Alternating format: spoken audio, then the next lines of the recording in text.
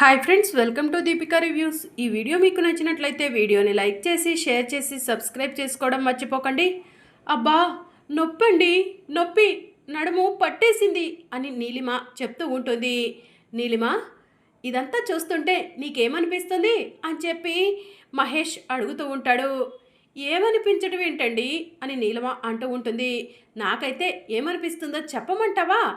ఎవరు తీసుకున్న గోతిలో వాళ్లే పడటం అంటారు అని చెప్పి మహేష్ చెప్తూ ఉంటాడు. అసలు మీరు నాకు మొగుడు ఎలా అయ్యారో నాకు కొంచెం కూడా అర్థం కావట్లేదండి. నేనేమో ఈ ఇంటి పెత్తనాన్ని తీసుకోవాలని చూస్తుంటే మీరు మాత్రం నన్ను ఎప్పటికప్పుడు కిందకి దించాలని చూస్తూ ఉంటారు. చిచ్చి అంటూ నీలిమ అక్కడి నుంచి వెళ్ళిపోతుంది. నువ్వు ఇంటి పెత్తనం తీసుకోవాలనుకోవడం తప్పు కాదు నీలిమ, దానికోసం కుట్రలు కుతంత్రాలు చేయడం తప్పు అని మహేష్ తనలో తాను అనుకుంటూ ఉంటాడు. ఇక మరోవైపు మార్నింగ్ అవుతుంది.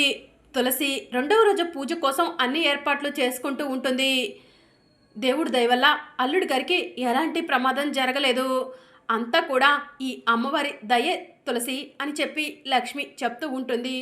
అవునమ్మా, అమ్మవారే ఆయన్ని నన్ను కాపాడుకుంటూ వస్తుంది అని చెప్పి తులసి చెప్తూ ఉంటుంది. తులసి, ఒకరోజు పూజ నియమనిష్టలతో పూర్తి చేశావు. మిగిలిన 2 రోజులు కూడా నియమనిష్టలతో పూర్తి చేసి అల్లుడు గారు నిర్దోషిగా బయటికి రావాలి అని చెప్పి లక్ష్మి అంటుంది. ఆయన్ని నిర్దోషిగా నేను బయటికి తీసుకొస్తానమ్మా, ఆయన ఏ తప్పు చేయలేదని నిరూపిస్తానమ్మా అని చెప్పి తులసి చెప్తూ ఉంటుంది. తులసి, అమ్మవారి దగ్గర ఏర్పాట్లన్నీ నేను చూసుకుంటాను, నువ్వు వెళ్ళి ప్రసాదం తయారు చేయి అని లక్ష్మి చెప్తూ ఉంటుంది. సరే అమ్మా అని చెప్పి తులసి అంటుంది. ఇక మరోవైపు సిద్ధు స్టేషన్లో కూర్చొని ఉంటాడు, ఆలోచిస్తూ ఉంటాడు. ఏంటి సిద్ధు గారు ఆలోచిస్తున్నారు? నిన్న మీ వైఫ్ పెట్టిన ప్రసాదం తిన్న తర్వాత మీకు ఫుడ్ పాయిజన్ అయింది కదా, మీ వైఫ్ ఆ ఫుడ్లో ఏదైనా కలిపిందని అనుకుంటున్నారా అని ఎస్ఐ అంటూ ఉంటాడు. ఎస్ఐ గారు, మాటలు జాగ్రత్తగా రానివ్వండి. నా తులసి గురించి మీకు తెలియదు కాబట్టి మీరు ఇలా మాట్లాడుతున్నారు. తులసి ఎప్పుడు నా గురించే ఆలోచిస్తుంది, ఇప్పుడు కూడా నా కోసమే పూజ చేస్తుంది అని చెప్పి సిద్ధు చెప్తూ ఉంటాడు. ఏమోనండి, ఆవిడ పెళ్లి చేసుకోవాలనుకున్న శ్రీకాంత్ గారిని మీరే చంపానని ఒప్పుకున్నారు కాబట్టి శ్రీకాంత్ గారి చావుకు కారణమైన మిమ్మల్ని కూడా బ్రతకనివ్వకూడదనుకుందేమో, అందుకే మీకు పాయిజన్ కలిసిన ఫుడ్ పెట్టిందేమోనని నిన్న మిమ్మల్ని చూసినప్పుడు మాకు అనిపించింది సార్ అని చెప్పి ఎస్ఐ అంటాడు. నువ్వు పవిత్రమైన పోలీసు వృత్తిలో ఉన్నావు కాబట్టి నిన్ను ఏమీ అనట్లేదు, లేదంటే ఈ పాటికి నిన్ను చంపేసేవాడిని. నా భార్య తులసి అలాంటిది కాదు, ఇంకొకసారి నా భార్య తులసిపై నిందలు వేయకండి అని సిద్ధు చెప్తూ ఉంటాడు. పాపం పుణ్యం అంతా దేవుడికి తెలియాలి సిద్ధు గారు అంటూ ఎస్ఐ అక్కడి నుంచి వెళ్ళిపోతాడు. పాపం తులసి, నిన్న నాకు ఏదైనా జరగరాంది జరుగుంటే ఎంతమంది చేత మాటలు పడాల్సి వచ్చేదో, ఎన్ని అవమానాలు ఎదుర్కోవాల్సి వచ్చేదో. తులసి పూజ చేస్తున్నా అని చెప్పింది కదా, ఆ అమ్మవారే తులసిని కాపాడినట్టుంది అని చెప్పి సిద్ధు తనలో తాను అనుకుంటూ ఉంటాడు. ఇక మరోవైపు పంతులు గారు వస్తారు. అమ్మ తులసి, పూజకు అన్ని ఏర్పాట్లు చేశావా అని అడుగుతూ ఉంటారు. చేశాను పంతులు గారు అని తులసి అంటుంది. ఇక పంతులు గారు తులసి చేత మొదటి రోజు ఎలా అయితే పూజ చేయించారో రెండో రోజు కూడా అలానే దగ్గరుండి పూజ చేపిస్తారు. అమ్మ తులసి, మొదటి రోజు ఎలా అయితే నియమనిష్టలతో పూజను పూర్తి చేశావో ఈ రోజు కూడా అలానే నియమనిష్టలతో పూజను పూర్తి చెయ్యి. నీ పూజకు ఎంతోమంది ఆటంకాలు కలిగించాలని, భంగం కలిగించాలని ప్రయత్నం చేస్తూ ఉంటారు. ఎవరు ఎన్ని చేసినా కూడా ఆ అమ్మవారి కాపుదల నీకు ఉంటుంది తల్లి.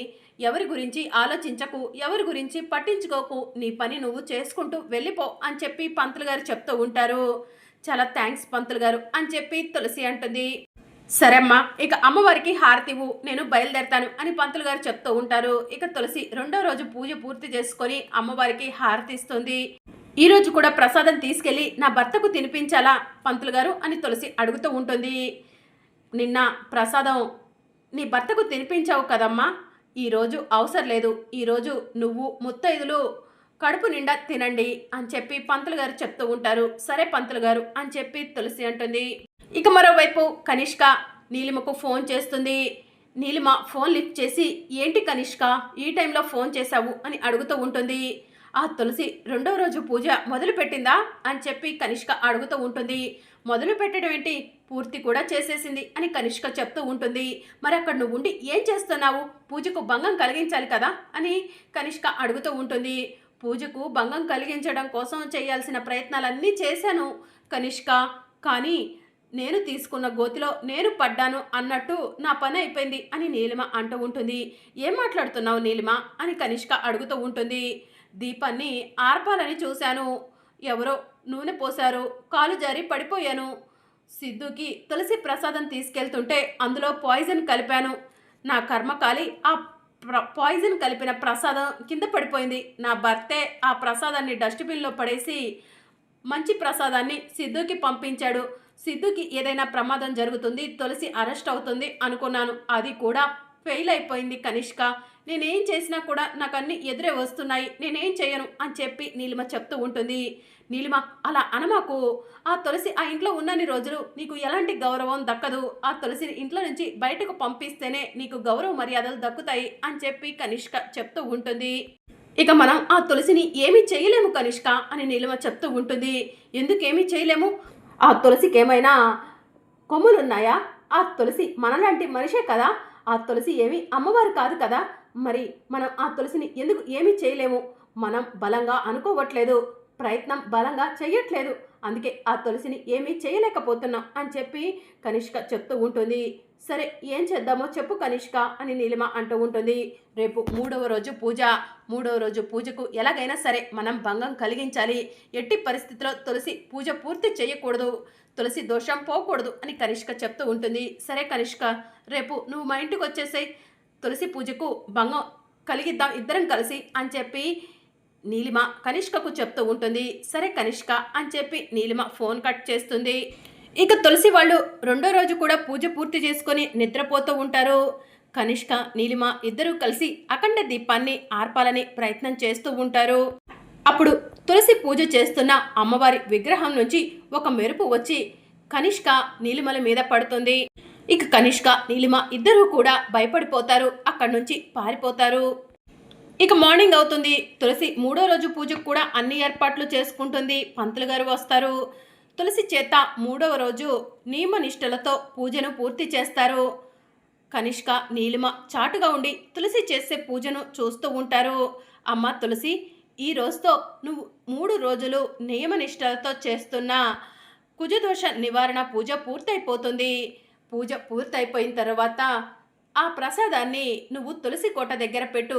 గోమాత వచ్చి ఆ ప్రసాదాన్ని స్వీకరిస్తే నువ్వు కోరుకున్న కోరిక నెరవేరుతుంది, నీ సంకల్పం నెరవేరుతుంది అని పంతులు గారు చెప్తూ ఉంటారు. ముందైతే తులసి కోటకు అమ్మవారికి హారతి ఇవ్వమ్మా అని పంతులు గారు చెప్పడంతో తులసి అమ్మవారికి తులసి కోటకు హారతి ఇస్తుంది.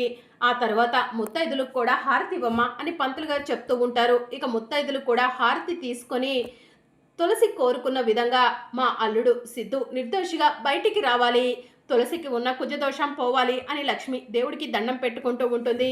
మా అక్క చిన్నప్పటి నుంచి కష్టాలు పడుతూనే ఉంది. కుజదోషం వల్ల ఎంతోమంది అవమానించారు. మా అక్కకు అవమానాలు తప్ప సంతోషం అనేది లేదు. మా అక్క జీవితంలోకి సంతోషాన్ని తీసుకురా తల్లి అని జాను దండం పెట్టుకుంటూ ఉంటుంది. తులసి ఎప్పుడూ సంతోషంగా ఉండేలా చూడు తల్లి అని చెప్పి వాణి దేవుడికి దండం పెట్టుకుంటుంది. ఇక అందరూ హారతి తీసుకోవటం పూర్తయిపోయిన తర్వాత ప్రసాదాన్ని తీసుకొచ్చి ఇక్కడ పెట్టమ్మా అని చెప్పి పంతులు గారు చెప్తూ ఉంటారు. సరే పంతులు గారు అని చెప్పి తులసి ప్రసాదాన్ని తీసుకెళ్లి తులసి కోట దగ్గర పెడుతుంది. ఈ ప్రసాదాన్ని గోమాత స్వీకరిస్తే నీకంతా మంచి జరుగుతుంది అని పంతులు గారు చెప్తూ ఉంటారు. కనిష్క వాళ్ళు దూరం నుంచి ఇదంతా చూస్తూ, వసే తులసి, నువ్వు పూజ చేసి గోమాతకు ప్రసాదం పెడతావా? గోమాత తినటానికి వస్తే మాత్రం మేము రాణిస్తామా ఏంటి అని కనిష్క నీలిమ వాళ్ళల్లో వాళ్ళు మాట్లాడుకుంటూ ఉంటారు.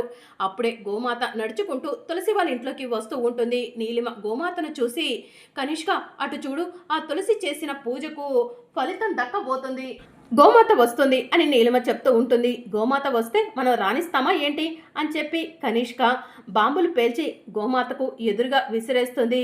బాంబులు పేలుతూ ఉంటే గోమాత పారిపోతుంది అని కనిష్క నీలిమ సంబరపడిపోతూ ఉంటారు. కానీ బాంబుల్ని దాటుకొని సాక్షాత్తు ఆ అమ్మవారే గోమాత రూపంలో తులసి దగ్గరకు వస్తూ ఉంటుంది. తులసి పెట్టిన ప్రసాదాన్ని గోమాత స్వీకరిస్తుంది. గోమాత స్వీకరించగానే తులసి సంతోషంతో పరవశించిపోతూ ఉంటుంది. అమ్మ తులసి, నీ కోరిక నెరవేరింది. నీ భర్త నిర్దోషిగా బయటికి వస్తాడు. ఇక నువ్వు ఎలాంటి ఆలోచన పెట్టుకోకు తల్లి అని పంతులు గారు చెప్తూ ఉంటారు. చాలా సంతోషం పంతులు గారు అని తులసి అంటుంది. సరే అమ్మా, ఇక నేను బయలుదేరతాను అని పంతులు గారు అక్కడి నుంచి వెళ్ళిపోతారు. కనిష్క, నీలిమ ఇద్దరు కూడా షాకింగ్గా చూస్తూ ఉంటారు. అదేంటి, బాంబులు పేలిస్తే గోమాత వెళ్ళిపోతుందనుకుంటే ఆ గోమాత ఏంటి ఆ బాంబుల్ని దాటి అలా వచ్చేసింది అని చెప్పి కనిష్క అంటూ ఉంటుంది. నీకు వచ్చింది గోమాతలాగా కనిపిస్తుందేమో, కానీ నాకు సాక్షాత్తు ఆ అమ్మవారే వచ్చినట్టు అనిపిస్తుంది. కనిష్క, ఇన్ని రోజుల పూజకు ఎటువంటి ఆటంకం కలిగించలేకపోయాము. ఇన్ని రోజుల్లో తులసిని ఏమీ చేయలేకపోయాము. ఇక చేతులు ముడుచుకొని తులసి చెప్పింది వినటం మంచిదనిపిస్తుంది అని చెప్పి నీలిమ కనిష్కతో చెప్తూ ఉంటుంది. నువ్వు చేతులు కట్టుకొని చూస్తావేమో, కానీ నేను చూడను అని కనిష్క చెప్తూ ఉంటుంది. అయితే నా సపోర్ట్ ఎప్పుడు నీకు ఉంటుంది కనిష్క అని నీలిమ చెప్తూ ఉంటుంది. తులసి పెట్టిన ప్రసాదం తిని గోమాత కనిష్క నీలిమల దగ్గరికి కోపంగా వస్తూ ఉంటుంది. అదేంటి, ఆ గోమాత మన వైపే వస్తుంది అని నీలిమ అంటూ ఉంటుంది. గోమాత మనల్ని ఏం చేస్తుంది? ఆ ఆవుకు కూడా భయపడతావా ఏంటి నీలిమ? చిచ్చి అని కనిష్క అంటూ ఉంటే ఇక ఆవు నీలిమ కనిష్కల దగ్గరకు వెళ్ళి కొమ్ములు విసురుతూ ఉంటుంది. అమ్మో, ఈ ఆవు మనల్ని పొడవటానికి వచ్చింది, నేను పారిపోతున్నాను కనిష్క అని నీలిమ పరిగెత్తుతూ ఉంటే కనిష్క కూడా నీలిమ వెనకే పరిగెడుతూ ఉంటుంది. ఇక గోమాత కనిష్కను నీలిమను రోడ్డు మీద పరుగులు పెట్టిస్తూ ఉంటుంది. అమ్మ తులసి, ఇక మనం భయపడాల్సిన అవసరం లేదు. పూజకు ఎటువంటి అడ్డంకులు లేకుండా పూజను పూర్తి చేశావు. అల్లుడు గారు నిర్దోషిగా బయటకు వస్తారు. ఇక మేము కూడా బయలుదేరతామమ్మా అని లక్ష్మి చెప్తూ ఉంటుంది. సరే అమ్మా, నేను కూడా ఆయన్ను కలవటానికి స్టేషన్కు వెళ్తాను. ఆయన ఆరోగ్యం ఎలా ఉందో తెలుసుకుంటాను అని చెప్పి తులసి లక్ష్మికి చెప్తూ ఉంటుంది. సరే అమ్మ తులసి, బయలుదేరతాం మేము అని లక్ష్మి వాళ్ళు అక్కడి నుంచి వెళ్ళిపోతారు. అమ్మవారి ముందు ఉన్న ప్రసాదం తీసుకొని తులసి కూడా స్టేషన్ దగ్గరికి వెళ్తూ ఉంటుంది.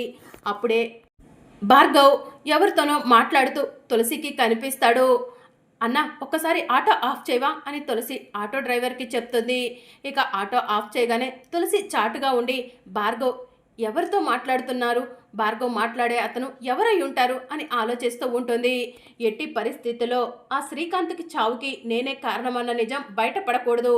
బయటపడిందో నిన్ను చంపేస్తాను అని భార్గవ్ తన పక్కనున్న మనిషితో చెప్తూ ఉంటాడు. ఆ మాటలను తులసి వింటుంది. అంటే శ్రీకాంత్ గారు యాక్సిడెంట్లో చనిపోవడానికి కారణం ఈ భార్గవ ఆ నేరాన్ని నా భర్తపై వేశాడా అని తులసి ఆలోచిస్తూ ఉంటుంది. నాకు కావలసిన ప్రతి రూపాయిని ఆ శ్రీకాంత్ని వసుంధరాదేవిని చేయి చాచి అడగాలంట. నాకు అది నచ్చలేదు. అందుకే ఆ శ్రీకాంత్ ఆస్తి మొత్తం నాకు దక్కాలని ఆ శ్రీకాంత్ గారిని ఈ లోకంలో లేకుండా చేశాను. అదే నిజాన్ని నువ్వు బయట పెట్టావే అనుకో, నిన్ను కూడా ఇంకొక మనిషికి సుపారీ ఇచ్చి ఈ లోకంలో లేకుండా చేస్తాను, ఖబర్దార్ అని చెప్పి భార్గవ్ పక్కనున్న మనిషికి వార్నింగ్ ఇస్తూ ఉంటాడు. తులసి అదంతా కూడా వీడియో తీస్తూ ఉంటుంది. ఇది చాలు, ఈ ఎవిడెన్స్ చూపించి నా భర్తను నిర్దోషిగా బయటికి తీసుకొస్తాను.